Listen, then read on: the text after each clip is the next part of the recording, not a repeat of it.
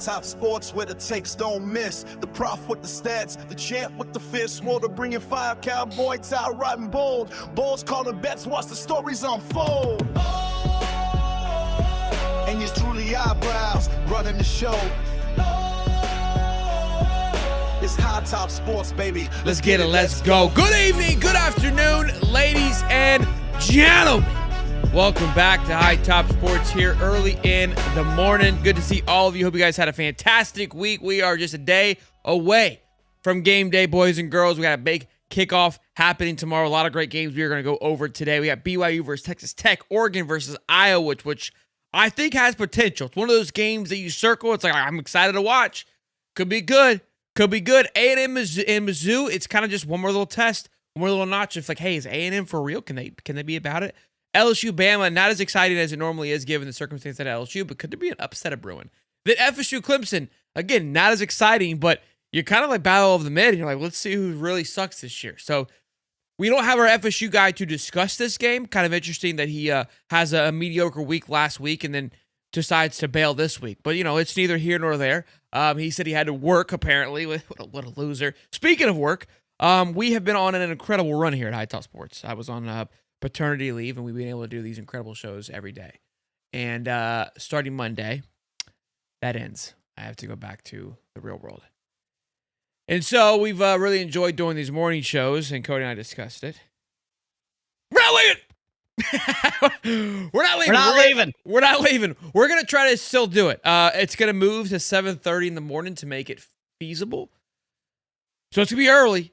You may not make it live, but you can at least wake up and watch. So we've enjoyed doing it. You guys have enjoyed us doing it. And Cody just wants to keep drinking in the morning and have an excuse. But that's honestly why we're still doing it. And so with that, let's roll the music and let's talk about some beer review, baby. Let's get at it. Let's get at it. Oh, yeah. Knows the bro. Professor steps in with the foam in the air, got a brew in his hand and a confident flair. Hop so crisp, yeah, they make you care about the science in the bubbles, man, it's rare, so rare. Spinning facts like a DJ on the decks. Flavor profiles coming straight from the text. Sip, sip, analyze what's next. Break it all down with respect, no flex. High Top Sports beer review. Oh, yeah. Pour it up. Another banger. For the brew. Sip it slow, what it do? Professor's got the brew. High Top Sports beer review. Take a taste, break it through. Bittersweet, light, or true. Professor knows the brew. All right. Big one. Brewdog. Oktoberfest. This one was on clearance because Oktoberfest is obviously over. These can be kind of scary. Sometimes you don't know what you're getting with these Oktoberfest because it's always a spin-off. This is hailing out of Ohio. I don't know what part. It just says Ohio, but this puppy. Great can on it. It's a Marzen Lager. This thing is 5.5%, a little stiffer than normal. It's really going to knock the cobwebs off here this morning. Let me get a big swig here.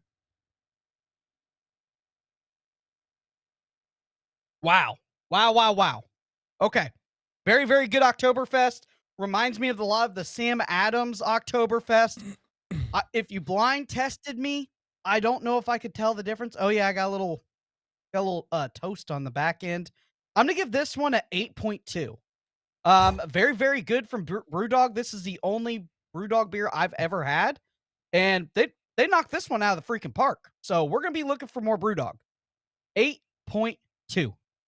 Someone said 8.5. Oh, Almost got it. Swamp Talk with Anthony almost got it. Good stuff. Back at it again. Look, been having some more back and forth. We had a 6.4 yesterday, the little floater beer, and now we got a Oktoberfest. Hey, way to get it on sale too. Get an 8.2 on the clearance. You can't beat that. All right, boys, let's get after it. We got a lot to go over here today. $1.25. And not a lot of time. Smash the like button. We're on our way to 30,000 subs. I'll tell you what, man. We are inching closer and closer, and can't wait to get there. First order, but this one I didn't think there was smoke here. I thought it was kind of just like hearsay. Then a little bit before the show started, I saw another clip talking about it. I go, we got to talk about it. I want to correlate this into two things because I saw a thing yesterday too from On3. They are starting. Listen to this, and because the port doesn't open until January 2nd. People are not happy about it. People are giving On 3 flack because On 3 just likes to make content. And I've said this, they do a good job. Whether you like it or not, they figure out how to keep your eyeballs tuned in. Pete Nakos tweeted out, because the transfer portal is not open until January 2nd, On 3 has launched a new feature on our portal wire where players are marked as expected to enter. A great way to track players who have announced or are expected to enter. And people were like you're stirring up drama with that. I mean, you expect, like, if they've announced it, sure, like, whatever, like, that's fine. But expected to enter, and again, Shane and Terry commented on one of them and was like, look, this is it's not just a feel. We would have knowledge that this is happening.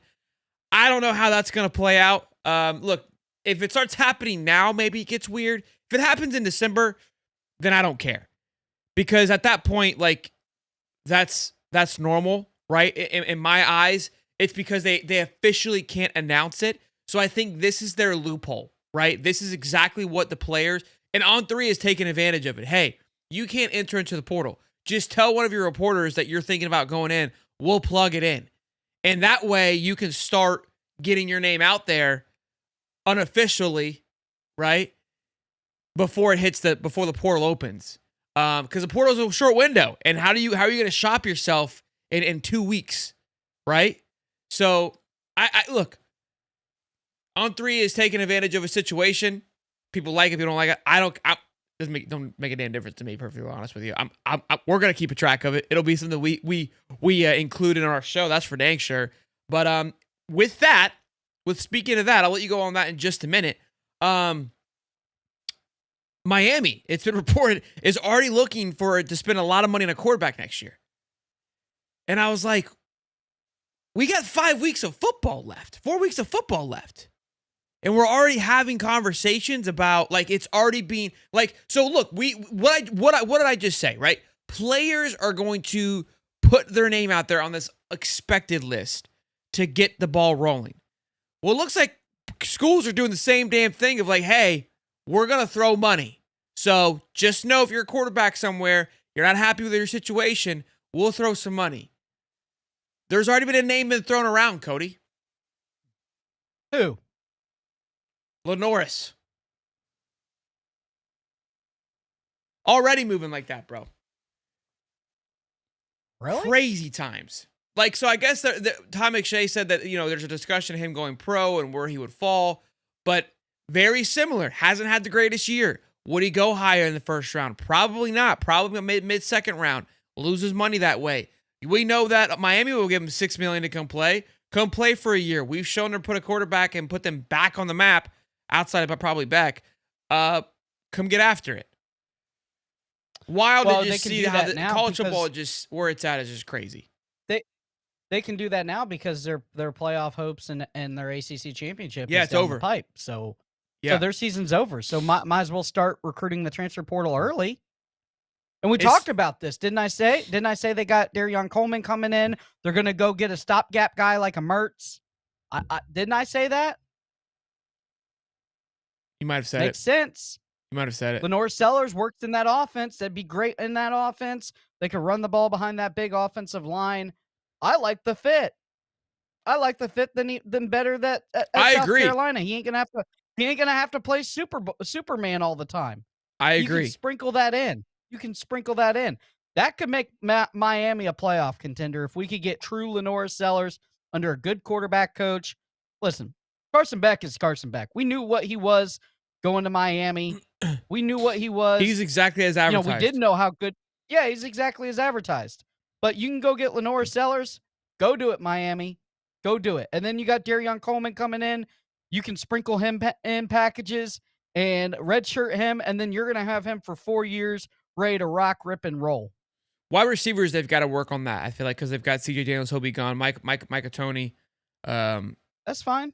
That's fine. Yeah, he's a freshman. Tony's so a they got him. They got a few pieces they got to pick up though. I mean, that's easy. That's easy fix. But very interesting stuff. Easy. Very, very interesting stuff. Matthew Callister 29297 says, "I need to give a shout out to Justin McLeod with Best Value AC for telling me about y'all's content. Keep it the fantastic work. We need to give our guy Justin from Best Value AC a shout out. Again, what's the man that hooked us up with him and Dyken hooking us up with the the AC in the fridge, keeping us cool. We haven't needed it the last couple of weeks because it's been beautiful here. But yeah, Justin's the man. Love that guy. Love that guy to death. Yeah, look, very, very interesting with how this is all working. The expected portal thing, I think, I truly believe it's going to be utilized in the middle of December. And I don't hate it because the kids want to make sure they maximize it as much as possible. That's why I said no talent in South Beach, because they obviously don't have any talent, so they've got to keep going to the portal. But portal offers it.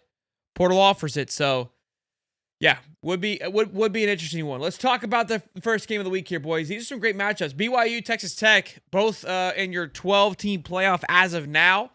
If Texas Tech loses, could it boot them out? Could be, because then that puts them right around that Utah game. Could you drop Texas Tech behind Utah? I don't know. I still think this would keep Texas Tech in the Big 12 championship. Probably not. No, I don't know. I don't know the standings of it. It's going to be a great matchup. I mean, I've always been a big component of Big 12 football. It's probably my favorite conference. I mean, it is my favorite conference outside of the SEC. I would argue sometimes it's probably more of my favorite. Obviously, I'm biased towards the SEC because it's the SEC, but I enjoy watching Big 12 football. Like, from the bottom of my heart, just the dynamic of each of all these teams is so fun to watch. And it's like the band of misfits coming together. You know what I mean? Like, it's just all kinds of different ball getting after it. You never know what you're going to get. Texas Tech favored by -10. I don't see it. I feel like I'm missing something. I feel like Ty would have brought some great insight here, but he didn't want to hang out with us today. It is what it is. I said it on Wednesday, and I'm still sticking to my guns. I like the Mormons here, man. I really do. I think something's got to give. Texas Tech is one of the best defensive teams in the country. They bring a lot of pressure, but BYU's done a great job of protecting their quarterback, number 47. And they're very clean, very well disciplined. They have had a multitude of games where they've been behind, or they've kind of been tested, if you will. They've been battle tested. And I think they come into this game rocking and rolling, ready to go. Yeah, I think I'm gonna take Texas Tech here just because it'll keep it juicy in the playoffs. If they lose again, they're gonna be gone. It's at Fair Texas Tech. Take the home team. Take the ride on the playoffs. They've been pumping that into the building all day, all week long. That there's winning, losing, you're gone. You're going home essentially. So Good point. I think that they're gonna come out rip roaring and ready to go. And I'm gonna take Texas Tech. The oil drillers, I think, is their mascot. For the win there. Yeah, I don't hate it. I think that's a solid point that, look, they are playing. They've got to play this like a playoff game. I mean, both teams essentially do. You don't want to flirt with it if you're BYU, but BYU is still this isn't the end of them for them. So, yeah. Good point. This is a great matchup. I really wanted to talk. We should have had Derek on for just a special segment to see how he feels about it. You got to be nervous if you're a Duck fan for this game. You have to be. Like, Oregon just hasn't looked like the Oregon we thought they could be, should be, would have been, if you will. I feel like they're still a great football team. Dante Moore, I think, is still better. I think there's other areas where they lack that they had last year. And they just haven't looked very sound at all. I mean, they were in a dogfight with Wisconsin. I know it was like 21-7 or something like that. I was texted. I took them to cover 28 or 24, something like that. And it was a rainy day. It was all these things. I know. But you're going into one hell of an environment at Iowa. Hell of an environment. Yep. They kept a hot tomato Indiana team to 20. That game was in reach the entire time for Iowa. And Indiana's defense and offense is much, much, much, much better than Oregon. Much better. And we're later on into the season. Iowa's probably finding a little more of a rhythm. I like Iowa, Cody, a lot. I don't know. It's just this weird feeling. And maybe this is where Dan comes in and just shuts everybody up. But there's a lot. Look, I said it on Wednesday. So there's a used car salesman sent here with Dan. It's starting to linger, starting to arise, if you will.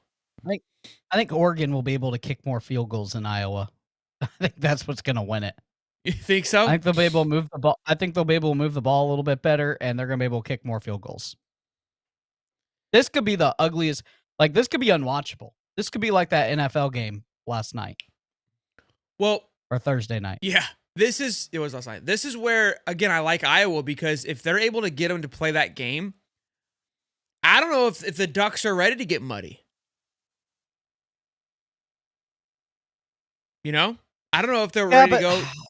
I mean, Kurt Szigeti is that kind of guy. He likes to get down in the dirty and get in the gritty with it. When you have the speed that Oregon has, all it takes is one misstep from an Iowa defender, and it's 7. And Iowa doesn't have that. Yeah, Iowa's probably not scoring more than 15. Maybe. Yes. And that's the problem is that, like, again, one slip play, Oregon can be up quick, can put 7 up quick. So, I mean, cold. It's cold. It's gonna be freezing rain and wind in Iowa City. Yeah, I don't. I like some hot guys. Give me the Ducks. They're used to that. God, they live in Oregon. They don't even see the sunshine. Not the same. They see it less than I do. Not the same. Rainy, nasty. Give me this the is Ducks. where this is where the Oregon I think truly meets the Big Ten. I think. What's the over? Oh, that's a good question. Good question. To see what they're feeling the game's gonna go like. I think the spread's only like 6. I need to know the over though. I hear you. I'm just telling you what I know. Yeah, 6 yeah, and a half. 2 field goals. 42. 42 points? Did they play twice in the same day? Yeah, I'm thinking the same score. I'm thinking like 35. We missing something? I think you bet that. Damn, really, bro. Iowa put up 41, 25, 37. On who though? 41 on Minnesota, 25 on Penn State, 37 on Wisconsin. 37-0 to Wisconsin. And Oregon just struggled. It's our boy Gronk, bro. Oh my God. Boy can sling it. Stop it. Give me the Hawks, bro. I'm loving it. Okay. I'm taking the Ducks. We're Oppo right now. All right, let's get after it. Get after it. We got A&M Mizzou. This game, I think people want it to be sexy. Again, the spread on this one, the spread tells you kind of what people feel how the game is going to go, right? The spread on this one is 6.5 too, which is again basically like a very Mizzou's at home, but they want it to be sexy. I don't see this game being close. Mizzou's down to their 4-star freshman quarterback. Look, I have my concerns of Marcel Reed. I don't think Mizzou is going to challenge Marcel Reed. I know that everybody's worried about Le'Veon Moss being out, the running back situation at A&M. Why A&M is what they are is their trenches and their ability to scheme up defensively. I think they're going to have that freshman quarterback in an absolute blender on the Mizzou side. They're going to do exactly what they did to LSU. They're going to, it was kind of close in the beginning, but they were holding Garrett. The Garrett couldn't do anything. That's why they were able to pull away. Once the offense got clicking for A&M, it was over. They had Marcel had some turnovers early, but LSU's offense didn't do anything. I don't think Mizzou's offense is going to do a damn thing to this team. They want it to be sexy. They want it to be all shiny and whatnot. The drink noise of him being gone, not to Florida, but anywhere else but Florida, it just seems extremely loud. And we had another coach today. Brent Key is essentially working on his extension to stay at Georgia Tech. So, again, with all the names being thrown around, 90% of them have signed extensions. 2 have not, that are 2 big ones, which are Lane and Eli, are still being shopped around. I don't think Eli wants to stay in Mizzou. I think Eli is pretty adamant about getting himself out of there and knows that this game doesn't really matter. And I'm sure he wants to win. Let's not get it twisted. But, weird things do happen in Mizzou. Playing in Mizzou is definitely a weird place to play. I don't disagree with you. I just they've been they look like typical Mizzou, right? They're right there. Mm-hmm. They're just good enough to fight. Them losing Pribby Lou was a huge one. Is this a noon kickoff? This smells like a noon kickoff. Points that matter. No, it's not. What time is it? 3:30. I'm going to still take Texas A&M. I don't believe in Mizzou with a freshman quarterback. Mike Elko's going to have that defense dialed up so much that kid's not going to know what's coming or going. Yeah, I think the LSU Bama game has the potential to be better than this one personally. Oh, absolutely. Just given the circumstances. So, look, I'm excited to see it. A&M as a team I've been watching because I've been arguing they should be the number 1 team in the country. I think they should be. It's either them or Indiana, personally.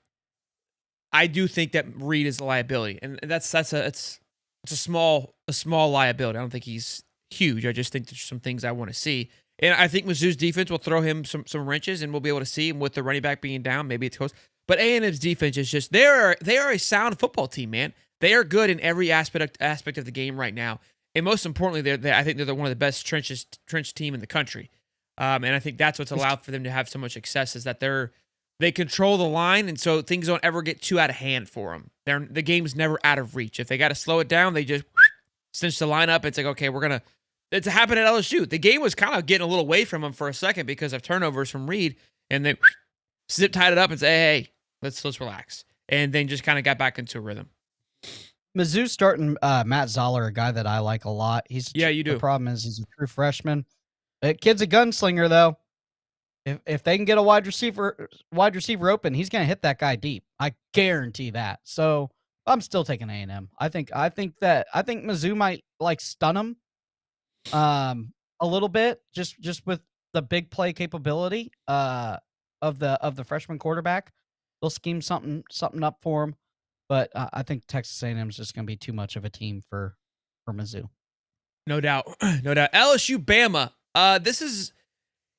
It's Bama's favorite by 10 or something like that, even 11, I think it is. I want to pick LSU in the sense that you think that Brian Kelly had that much negative impact.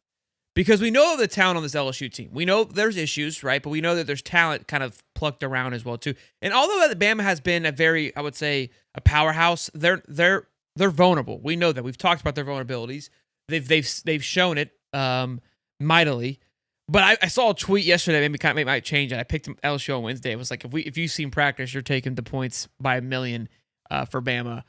And we just don't know the situation that's going on there. Again, we talk about Florida, and I think they've done a good job of playing for the logos and getting guys that play for the logo. LSU, don't forget, went and revamped that entire defense to the portal. Those guys aren't playing for and bleeding for the logo. So could you see a LSU-like situation of last year, and even this year to an extent, when things just aren't going the way that you want them to go? You're just like, all right, well, let's just go ahead and pack it up and let's sail it and move on. And so I think I got to roll with Bama. It's at Bama. Defensively, again, I think for me, I thought that they've been much better defensively. But again, once Marcel and the boys got going, they couldn't stop a nosebleed. And Ty Simpson is a better throw than Marcel Reed. Now, the issue is Bama has not been able to run the ball effectively or efficiently. And Marcel Reed torched LSU with his feet. So that's a big factor, too, that LSU is not going to have to worry about as much with Ty, but he can use his feet. He's not like he's completely handicapped back there. So I think Bama's going to have just a sound football game and absolutely roll LSU here.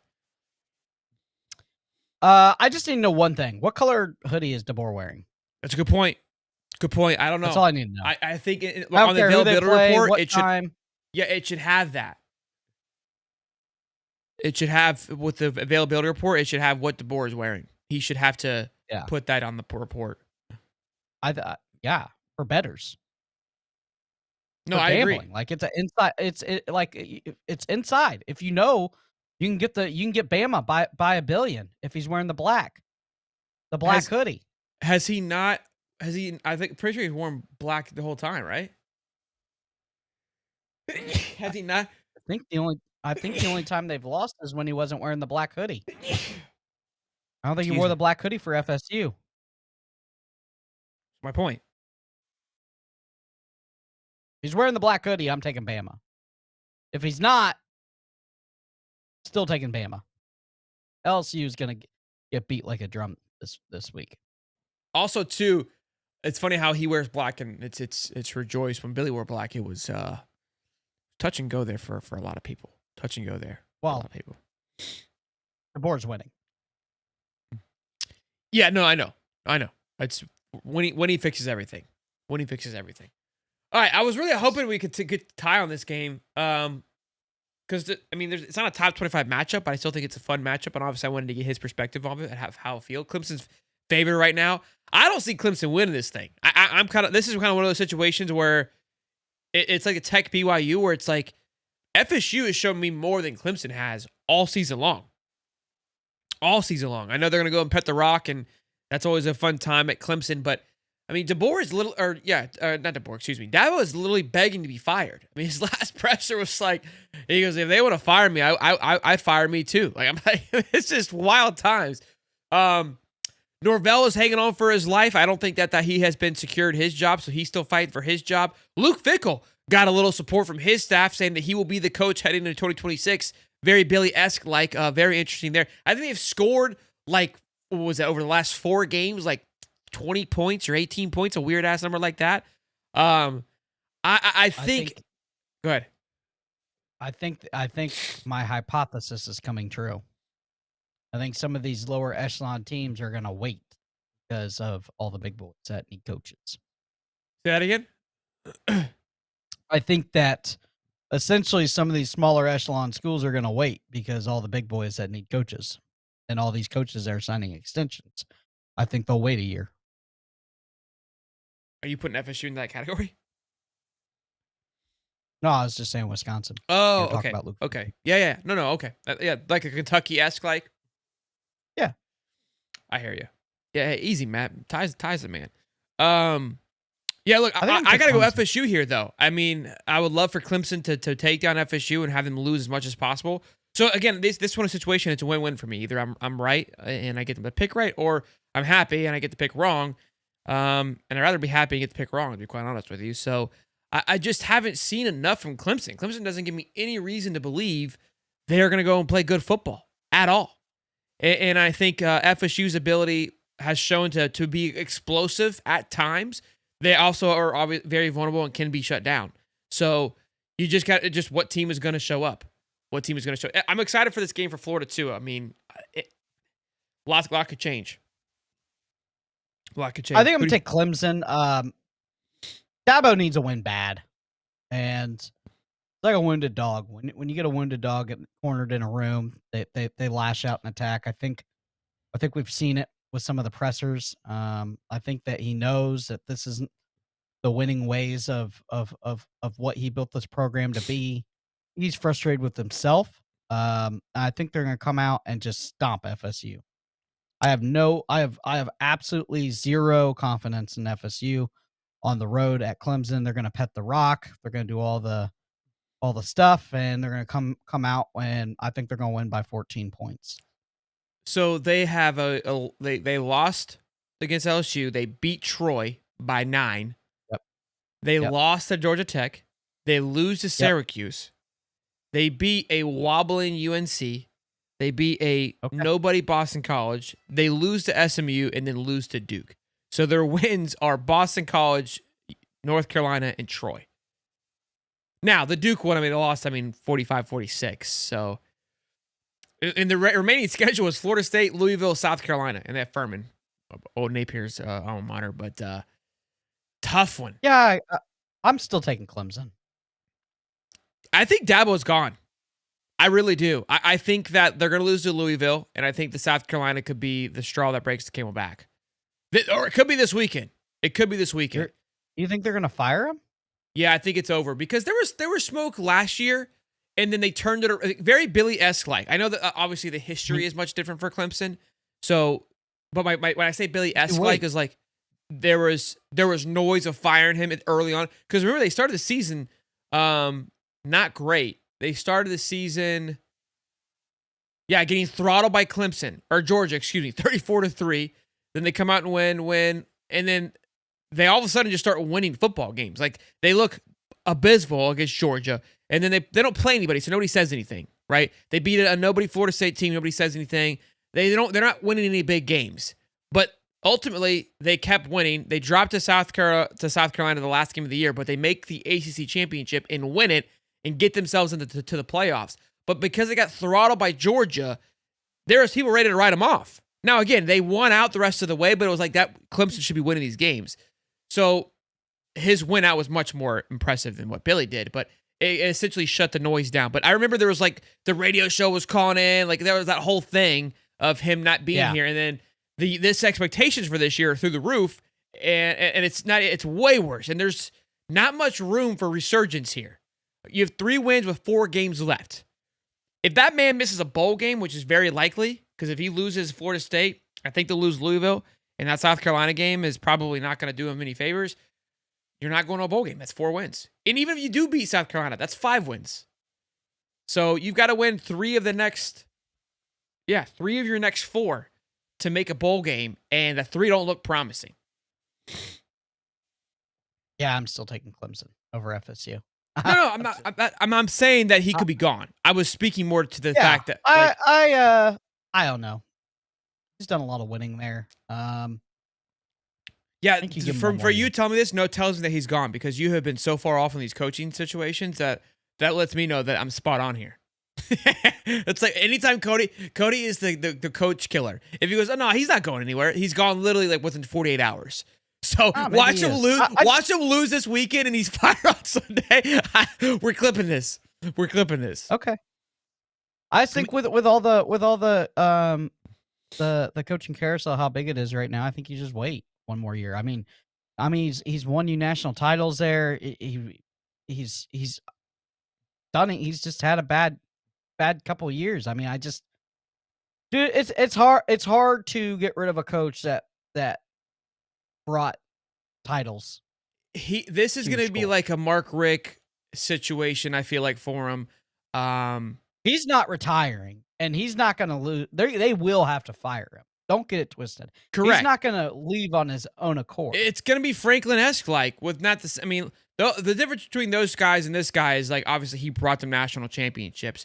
But I would also argue he's had much, like, this kind of year. Like, I don't remember those guys having this kind of year either. Like, and the What's way his overall record at Clemson? Pretty damn good. Because they're not getting a top flyer juggernaut coach. The other thing is, too, you throw him into, oh my gosh, 183-52. You gonna fire that guy? Golly, bro. What was his? Okay, well, give me his last 4 seasons. What were their record? His last 4 seasons. So going back to here, he hasn't lost. This is the most games he's lost since 2010. So you're in a fire. He lost 4 last year, 4 the year before that. So I mean, to be fair, he's declining. So in a weird way, he lost in 2019. He lost 1. 2020 he lost 2. 2021 he lost 3. 2022 he lost 3.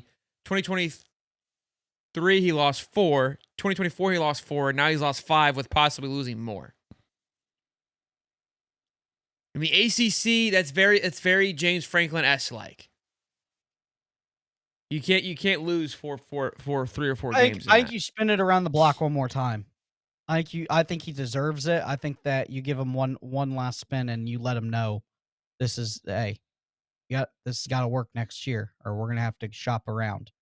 No reason to get into this coaching carousel this year. I think you throw him into it. What's his buyout? I think you throw him into it. That's another great question. $60 million. Yeah. I'd spin the block on him one more time, like I said. Wow. I mean, it only decreases to 57 next year, so it doesn't really matter. So either you ride it out or you pay him.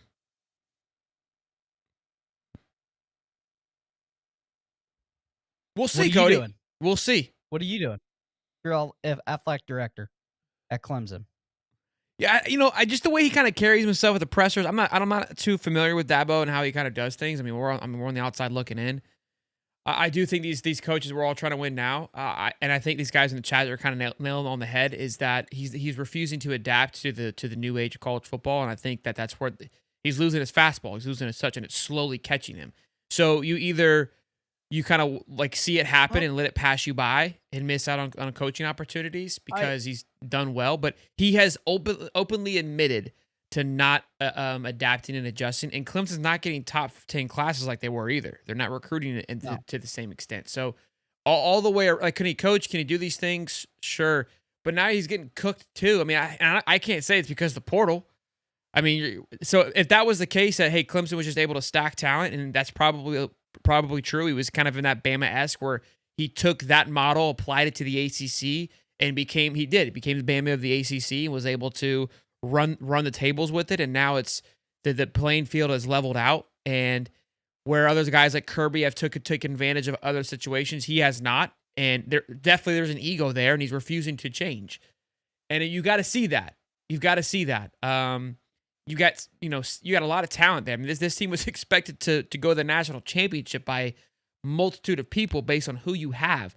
So if we want to say, hey, he's good at talent acquisition, or he was good at coach, he's not in the portal, well, he had everything you could have wanted to going into this season. Because we actually were praising him at the beginning of the year. Didn't go after the portal, stuck to with his recruiting class, was able to maintain some things, and had talent, kept the roster intact, did all these things right, kind of play the old school way, and is still getting throttled. The game has passed him. It's time to see you later. I think that you could probably spin the block on one more time, see if Brent Venables gets fired. If he gets fired, bring him in as a DC. That stiffens up that Clemson defense, and you go get you a good OC, and you're on your way. They still have weapons. Still got TJ Moore at wide receiver. I mean they have weapons. I don't know what the quarterback situation looks like next year. And then you tell Dabo, like, look, this is it, and we're gonna put in a GM, and he's gonna do the talent evaluating, and you're gonna coach, and that's it, and that's the way it's gonna be, because I'm the AD. We will see. Boys and girls, ladies and gents, great Friday show as always. Cody, Prof, and I, Ty, we miss you, big guy. Great game tomorrow, 7:30 kickoff. We will be live watching that party, having ourselves a good time like we always do. Be there or be square. Till next time. Peace and love, baby. The prof with the stats, the champ with the fist, water bringing fire, cowboy tie riding bold. Bulls calling bets, watch the stories unfold.